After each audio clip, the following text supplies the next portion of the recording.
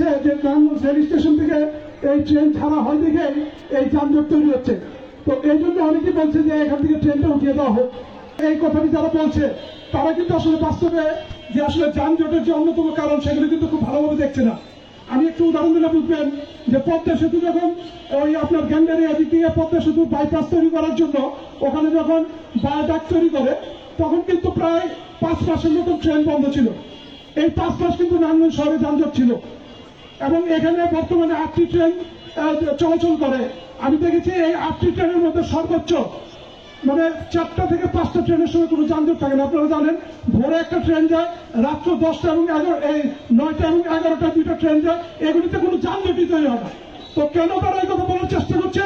এখানে যে মাফিয়া চক্র যারা পরিবহনের এর আগে দেখেছেন যে ভাড়া বাড়িয়ে তারা একভাবে জনগণের পকেট কাটার চেষ্টা করছে, তারাই ট্রেনকে হকারচাকর করে একচেটিয়া বাসের ব্যবসা করার জন্য এই চক্রান্ত করছে। আমরা পরিষ্কার ভাষা বলতে চাই, ট্যাক্সের ক্ষেত্রে নারায়ণগঞ্জের ভূমিকা সর্বোচ্চ। আমরা মনে করি এই যানজট যদি ট্রেনের কারণে কিছুটা হয়, আমরা মনে করি যে এখানে নারায়ণগঞ্জ রেল স্টেশন থেকে চাষাড়া পর্যন্ত আপনার ওই পাতাল অথবা ফ্লাইওভার এই দুইটা যে কোনো উপায় এটা সমাধান করা প্রয়োজন। কারণ এখানে বহু জায়গায় সারা ঢাকা শহরে এরকম অনেক উড়ান সেতু তৈরি করা হয়েছে।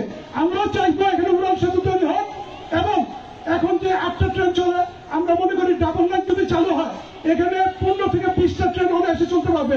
20টা ট্রেন যদি নারায়ণগঞ্জ শহরে চলাচল করে নারায়ণগঞ্জ শহরের যানজট অনেকাংশে কমে যাবে। 2 নম্বর কথা, আমরা এখানে একটা কথা আমাদের মিটিং এর মধ্যে আমাদের আলোচনা হয়েছে, আমরা সবাই এত বেশি আরামপ্রিয় হয়ে গেছি যে আসলে এটা অন্যভাবে নেবেন না যে চাষাড়ার থেকে আপনার 2 নম্বর রেলগেট অনেকে দেখেছি যে রিক্সায় যানজটের মধ্যে পড়ে আছে, রিক্সা থেকে নামে না। চাষাড়া থেকে 2 নম্বর রেলগেট যদি কেউ হেঁটে আসে একবার সাধারণ গতিতে আসলো 10 থেকে 12 মিনিট লাগে। আমরা বলছি যে অন্তত বঙ্গবন্ধু সড়কে এই যে ফুটপাথ দখল হয়ে আছে এখানে পদচারী এবং সাইকেল লেন এখানে কিন্তু সুনির্দিষ্ট না। আজকে যে ফুটপাথ আছে এই ফুটপাথ কিন্তু মানুষের চলাচলের উপযোগী না। আমরা মনে করি মানুষের চলাচলের উপযোগী ফুটপাথ এবং ডেজিগনেটেড নির্দিষ্ট করা উচিত যে এখান দিয়ে মানুষ চলাচল করবে। তার পাশাপাশি আপনারা জানেন যে নারায়ণগঞ্জে অনেক সাইকেল ক্লাব তৈরি হয়েছে এবং তারা সাইকেলে নানা জায়গায় ভ্রমণ করে শহরের মধ্যে তারা চালানোর চেষ্টা করে। আমি মনে করি যে এখানে এই রাস্তার মধ্যে একটা অংশ সুনির্দিষ্ট করে সাইকেল চলাচলের জন্য লেন তৈরি করা দরকার।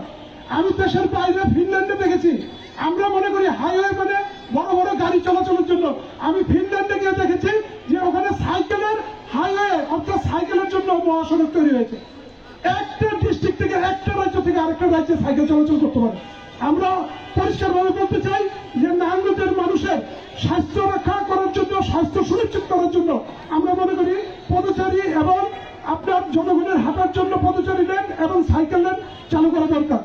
এখানে আপনারা দেখেছেন যে আমাদের এখানে অনেক অংশগ্রহণে যারা এখানে আছে অংশগ্রহণকারী তাদের মধ্যে একটা বিরাট অংশের অংশগ্রহণকারী হচ্ছে নারী। নারায়ণগঞ্জ এত বড় শহর, আমরা এত বড় বড় কথা বলি, অথচ এই নারায়ণগঞ্জে আপনার একটা নারী বান্ধব টয়লেট আপনারা দেখাতে পারবেন না। এই ডিআইটি থেকে শুরু করে চাষাড়া পর্যন্ত অজস্র মার্কেট, এই মার্কেটগুলির মধ্যে প্রতিদিন হাজার হাজার নারীরা মার্কেটিং এর জন্য শপিং এর জন্য এখানে আসে, কিন্তু তাদের জন্য যে একটা প্রয়োজনীয় জিনিস একটা টয়লেট পরিষ্কারভাবে নারী বান্ধব টয়লেট, আমরা বলছি টয়লেট না নারী বান্ধব টয়লেট, সেই টয়লেটের ব্যবস্থা কিন্তু তারা এখনো করতে পারেনি। অথচ মানুষ আমরা হাজার হাজার কোটি কোটি টাকা ট্যাক্স দিচ্ছি একটা টয়লেট বানানোর জন্য, সর্বসাকুল্যে 20 থেকে 30 লাখ টাকা দরকার, কিন্তু সেই উদ্যোগটা আমাদের মাঝ থেকে নেওয়া হয়নি। এখানে একটা কথা আছে যে একটা সভ্য জাতি বা সভ্য মানুষ দেখার অন্যতম বৈশিষ্ট্য হল তার নগরে টয়লেট ব্যবস্থা কিরকম। আপনারা চিন্তা করবেন আমাদের টয়লেট ব্যবস্থা কিরকম।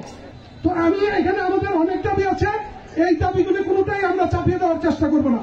আমাদের যে দাবিগুলি আছে আমরা পর্যায়ক্রমিক ভাবে বিভিন্ন রাউন্ড টেবিলের মাধ্যমে প্রত্যেকটা স্টেক হোল্ডারের সাথে আলাপ আলোচনার ভিত্তিতে আমরা এই সমস্যাগুলি সুনির্দিষ্ট করব এবং তার জন্য দীর্ঘমেয়াদী লড়াই সংগ্রামের মধ্য দিয়ে আমরা সেই দাবি দাওয়াগুলি আমরা বাস্তবায়ন করার জন্য বাধ্য করব সংশ্লিষ্ট কর্তৃপক্ষকে।